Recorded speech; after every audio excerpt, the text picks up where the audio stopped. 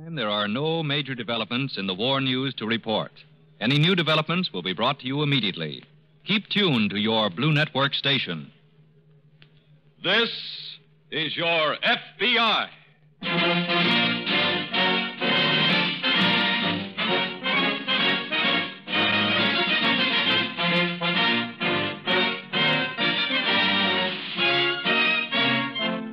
This is your FBI, an official broadcast from the files of the Federal Bureau of Investigation, presented as a public service by the Equitable Life Assurance Society of the United States. To your FBI, you look for national security, and to the Equitable Society for financial security. These two great institutions are dedicated to the protection of you, your home, and your country.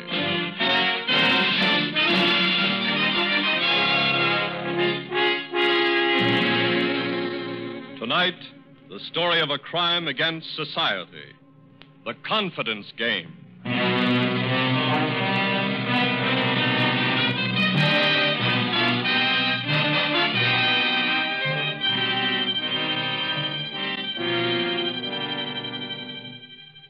There are some people who seem to wait for laws to be made so that they can break them.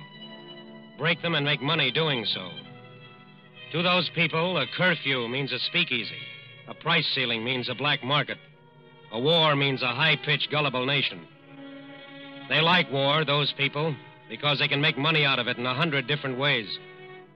Sooner or later, they all get caught, but they try. They try every angle that a nation at war provides, and they try it in the most innocent places.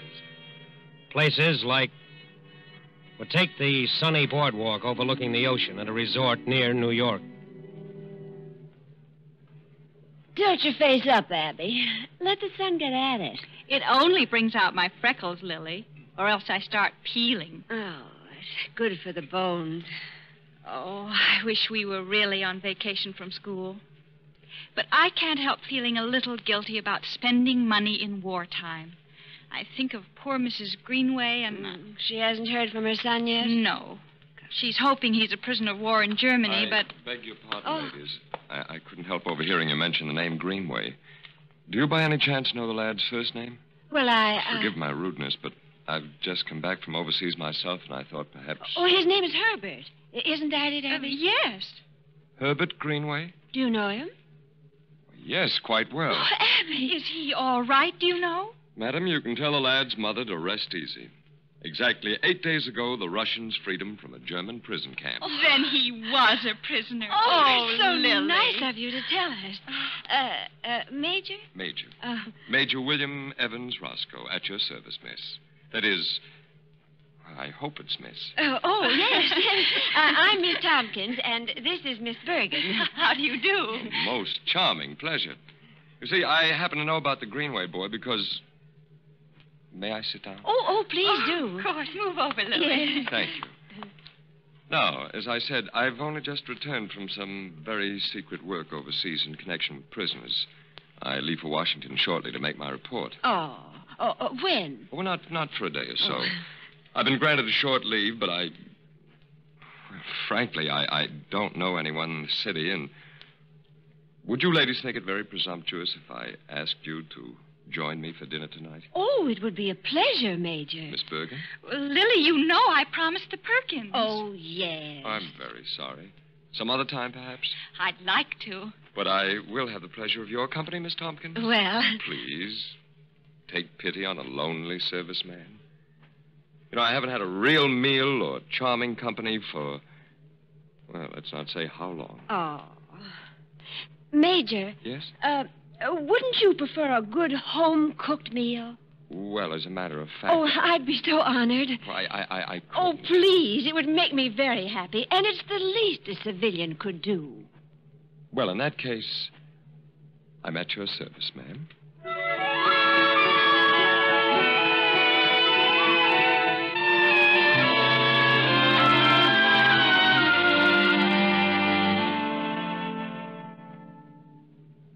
You know, Lily, there are two things about you that I find very hard to believe. Major. One is that you cooked that most excellent dinner all by yourself. Well, I did. And the other is that you're really not married or engaged. Oh, Bill. I look at you and What's the matter? I think I better go. Why? Because I can't do this anymore. Lily, forgive me for what I'm going to say. Bill, I don't understand. Can you understand the feeling of, lost time that war gives a man? Can you forgive it? Can you forgive me for saying, Lily, that I love you? Bill. I know we've only just met, but I want to run out and buy you flowers, buy you champagne, buy you... Lily, I want to buy you a ring, an engagement ring. An engagement? You don't have to say yes this minute. You don't have to answer at all. I know it's sudden for you, but I want to... What, Bill? Funny. Here I am talking of buying a ring and thinking of running out and getting one first thing in the morning and have exactly $47 in my wallet. But, Bill, that's... No, it's not enough, my dearest. Not for a ring for you. Oh, now, Bill, listen. No. Let me think. My bank's in Philadelphia. Do you suppose they'd honor a check here in New York? Bill, I refuse to let you... Lily, what's money for but something like this, something with someone like you? Well, now, my Army credentials...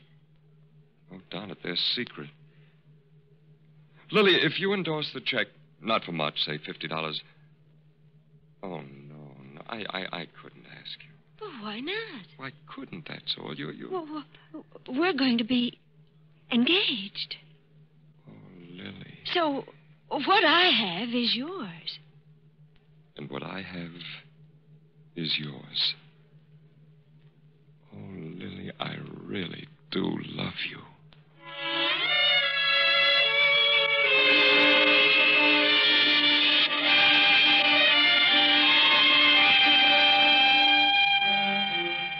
The world is filled with people looking for love. And people in love forget to ask questions. They don't care. Lily Tompkins didn't ask, didn't care, didn't know. Didn't know that when Major William Roscoe left her house that night with a check for $50 in his pocket, he walked quickly to the nearest subway station. Not because he was in a hurry to catch that train, but because he had an appointment.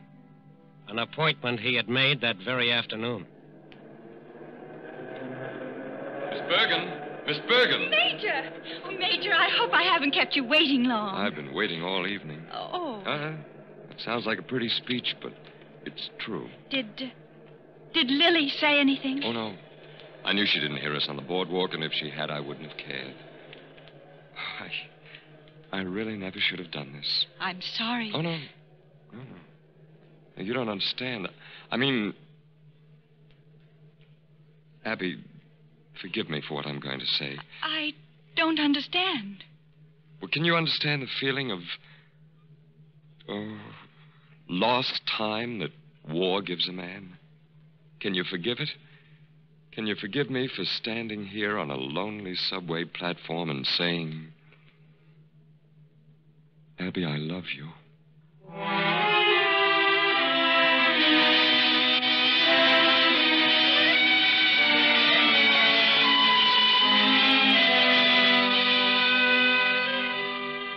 The confidence game requires only two players. A gullible, rather lonely woman, for example, and a man with a great deal of charm and absolutely no scruples. It's an old game, but it becomes a particularly nasty one when a new twist is added. The twist of taking advantage of a war. Still, it's a game, and like all games, it can't last, particularly when checks are involved. Sooner or later, those checks turn up at the FBI. Are these the checks, Robbie? Yes. Both for $50 and both returned marked no account. Didn't those women ask the Major for any credentials? They felt the uniform was enough. And the Army never even heard of William Evans Roscoe. Probably an alias. Yeah. Well, it's a low trick, all right, to use the uniform of a... Well, he won't be wearing it long. Has the laboratory reported on his handwriting yet? We're waiting for a teletype from Washington now. $50 from two school teachers. 2 checks. And one within 10 hours of the other, which makes me think he's an old hand. I'm looking forward to that report from Washington on Major Roscoe.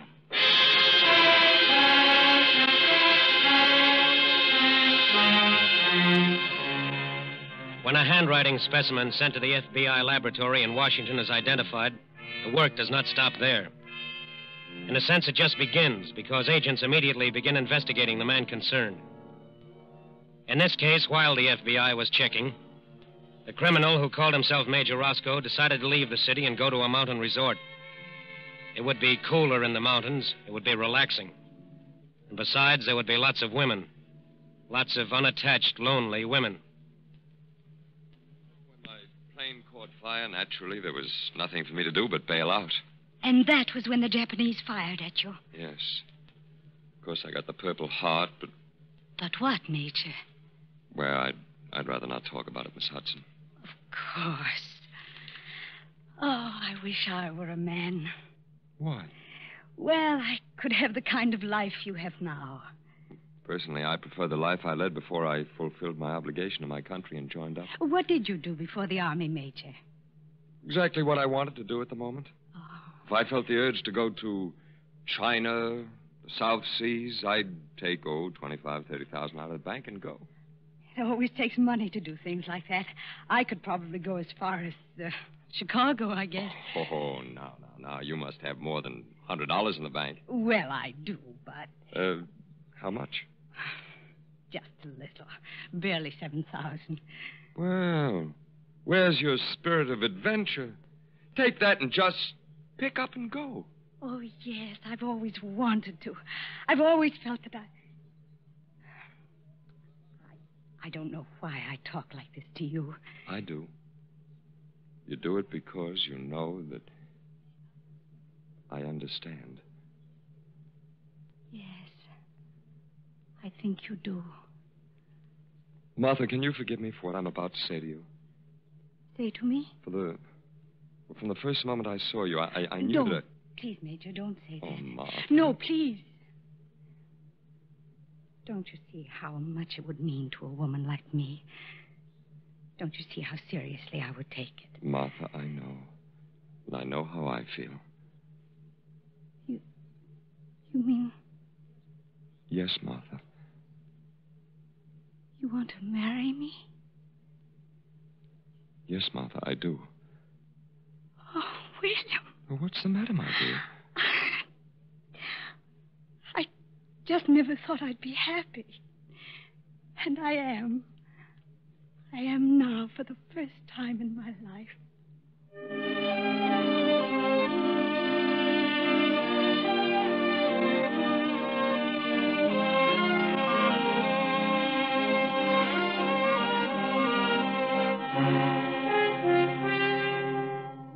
2 days later, another check marked no account turned up at FBI headquarters in New York. Another check signed by Major William Evans Roscoe. A check that Major Roscoe had cashed at a resort in the mountains. Now the trail, the path, the road that led to Major Roscoe was getting shorter, much shorter. For the agents went at once to the resort to see the manager and then the major. Well, really, gentlemen, if you can't accept a check from a major in the United States Army and a major who's been decorated and wounded, Lord knows what else... Did you ask to see his credentials? Well, no, but after all, his uniform is enough. Unfortunately, the uniform is not enough of a credential. Not with people like Major Roscoe around. By the way, has the major been very friendly with any particular woman? Yes, with Miss Hudson. Very nice lady. Miss Hudson, huh?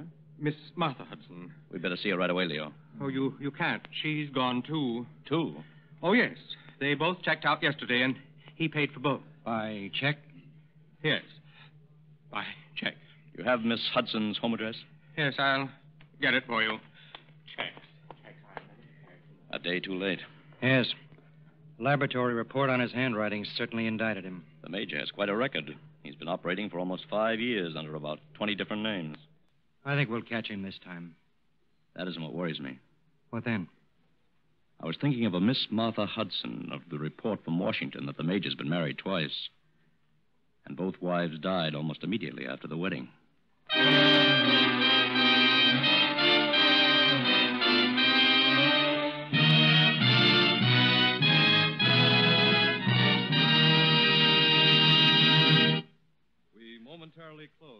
Federal Bureau of Investigation file on the fraudulent major. We will return to this case in just a moment. Since the dawn of history, men have been fighting to win security. First, security against marauding enemies, and then security against the despotic power of kings and nobles. Freedom of speech and religion, trial by jury, protection against arbitrary arrest and imprisonment. These are some of the great securities which our ancestors bought for us with their blood and their lives. In the last century, men set out to win still another security for themselves. It was freedom from money worries, protection against the financial uncertainties of the future. And to this end, in the year 1859, a group of Americans founded the Equitable Life Assurance Society of the United States. Their idea was that by joining forces, by combining their dollars into a common protective fund, maximum security for each individual member would be achieved. Self-help and self-reliance, voluntary cooperation by men willing to work together in ways that benefit the entire community. That's the American way. That's the equitable way. By serving its members, the Equitable serves America. And now, back to the file on William Roscoe, confidence man.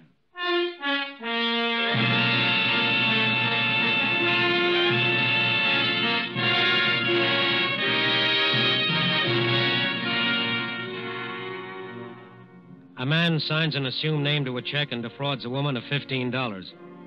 He's done it before many times. He's never been caught, and he sees no reason why he should be now. But the FBI has his record. They know his method of operation. And now, on a train returning to New York, they are finally on his trail. The description we got at the hotel fits the one of the report, all right.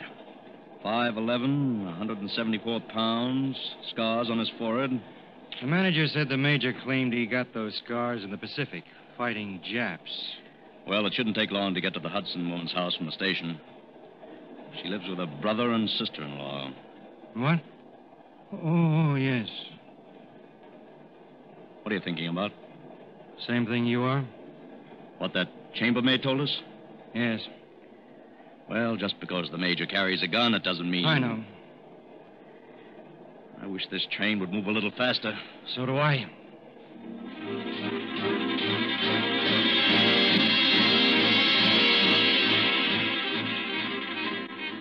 That train was due in New York at 3:45 p.m., but it was 10 minutes late. And at 3:50 p.m., Major Roscoe was waiting in the railroad station, waiting to board a train. Waiting to board a train with his bride-to-be, Martha Hudson.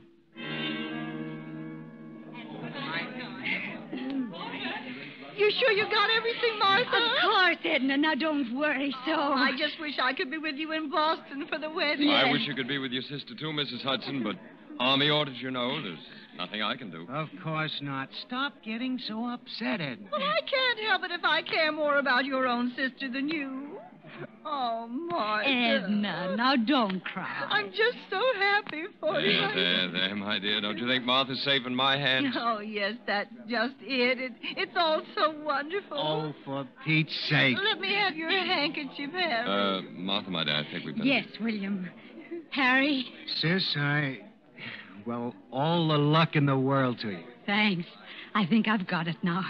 Goodbye, Edna. Goodbye, honey. Goodbye, Major. Take care of her. I'll do my best. Harry, old man. Goodbye, sir. Thanks for everything. I can't tell you how... Oh, the tickets. Holy mackerel. Here they are. Thanks for picking them up. Oh, forget it. You've got my check. Sure. Well, goodbye, then. Goodbye. Goodbye.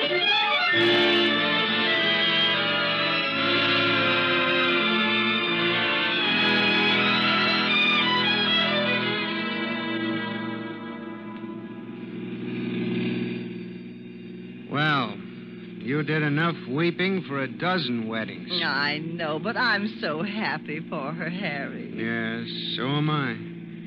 She always pretended that she didn't care about not being married, but... Sure. And you know, when it's your own sister, you feel kind of lousy, honey. Well, it's all right now, Harry. The Major's a wonderful man. He sure is. That was a beautiful ring he gave her. Must have cost a fortune. It did. $500. How do you know? His bank's in Philadelphia, so I endorsed the check for it. Oh. Say, Harry, who's that man waiting on our front steps? I don't know. Gee, I hope... What? Nothing. Pardon me. Yes? I'm looking for a Miss Martha Hudson. I'm afraid you'll have to go to Boston to find her, mister. Boston? Yes, she just left to be married there. To a Major Roscoe? Yeah. Say, who are you, anyway? Special agent of the Federal Bureau of Investigation? Gee, Martha hasn't done anything, has she? No. The person we're looking for is the man who calls himself Major Roscoe. I knew it, Edna. I knew it was too good to be true.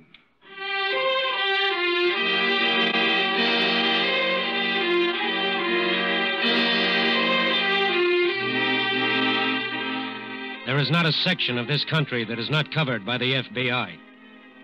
Before a train carrying Major Roscoe and Martha Hudson could have arrived in Boston, special agents in that city were notified by teletype to be on the watch. When the train arrived, they were at the station. There was no sign of the Major or Martha Hudson.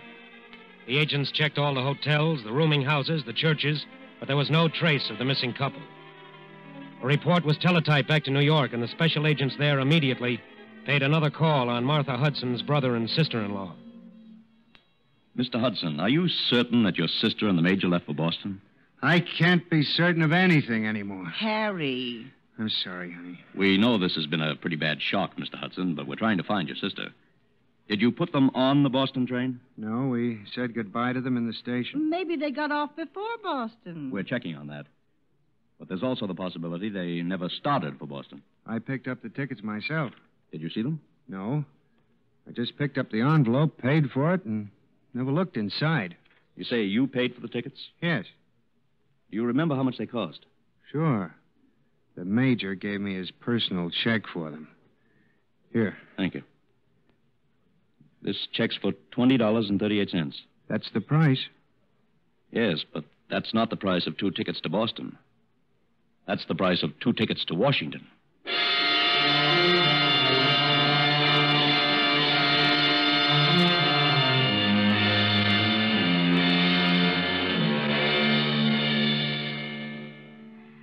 William, why did you tell Harry and Edna we were going to Boston instead of Washington? Oh, just the incurable romanticist in me, I guess. This way we seem like 2 carefree youngsters running off to this hotel secretly. Oh, William, we're going to have such a wonderful life. Oh, dear. What's the trouble? In all the confusion of getting away, I didn't have time to get to the bank. I stripped myself of cash. That's all right. I have some. It's a fine way to begin our life together. What do you mean? Borrowing from you. Oh, it's not borrowing. Whatever I have is yours anyway. I wish you didn't have a single penny. Why? I suppose it's because at heart I'm old-fashioned, my dear. But I wish you were completely dependent on me. I wish you had to come to me for every penny. William, may I have your pen? What are you going to do? The pen, please. Here. Thank you. I'm going to make myself completely dependent on you because I'm old-fashioned, too. Well, but what's that check for? All I have. Oh, my dear. I knew from the very beginning that you were the woman I always... Who's that? It's a bellboy, I guess. I ordered some champagne for us. Oh, William. Yes? Major Roscoe? At your service, gentlemen. Would you step out into the hall for a moment? Who are you? Special agents of the FBI. William? Just some military matters, my dear. Nothing to be alarmed about. I'll be back in a moment. Now then, gentlemen. I think you know what we're here for. My dear man, I really haven't the slightest idea. You mind if we search you? For weapons? Yes. Well, the only weapon I carry is right here in my pocket. My checkbook. What we'd like to talk with you about concerns checks and impersonation. Oh? We have quite a few of your checks. One endorsed by a Miss Lily Tompkins, another by a... No, you don't. My checkbook. I know. I'll take that checkbook, Major. What is it, 38 automatic? Yes. Handy little gun you had there, Major. Not quite handy enough, it seems. But you know, gentlemen, I should have known from personal experience that as a weapon, the checkbook is much better than the gun. Shall we go?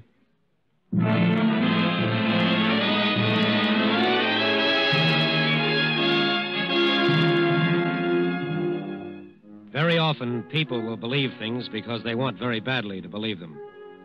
But too often, other people, criminals, confidence men, will take advantage of this desire, even to the extent of impersonating an officer of the United States Army.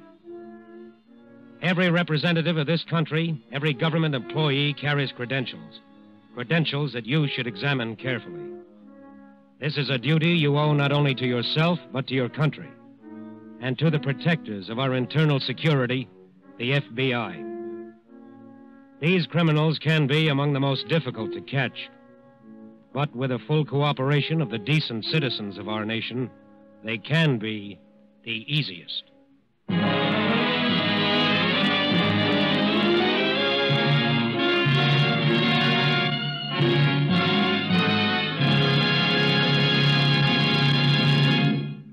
You will hear about the file on next week's case in just a minute.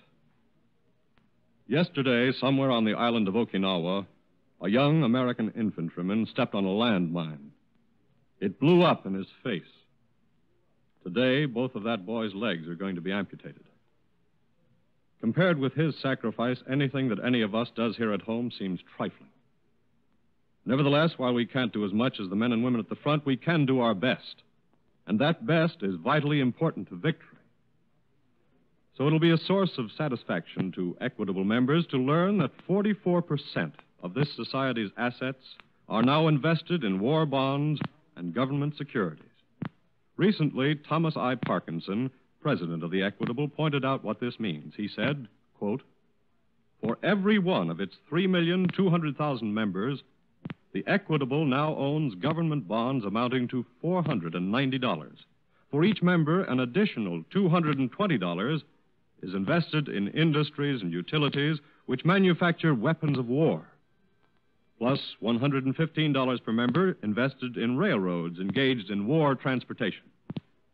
That's another reason why we say that in wartime, Equitable dollars are fighting dollars, and at all times, they are security dollars for you, your home, and your country."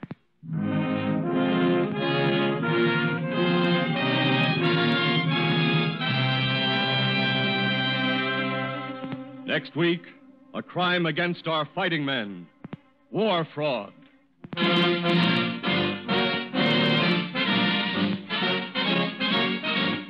The incidents used in tonight's broadcast are taken from the files of the Federal Bureau of Investigation. However, all names used are fictitious. Any similarity thereof to the names of persons living or dead is accidental.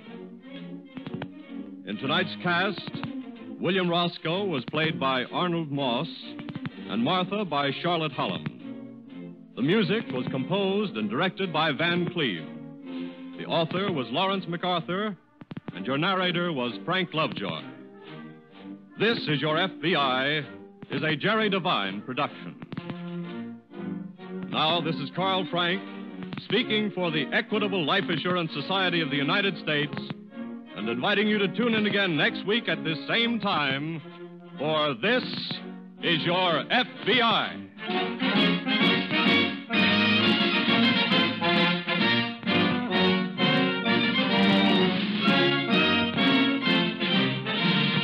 This is the Blue Network of the American Broadcasting Company.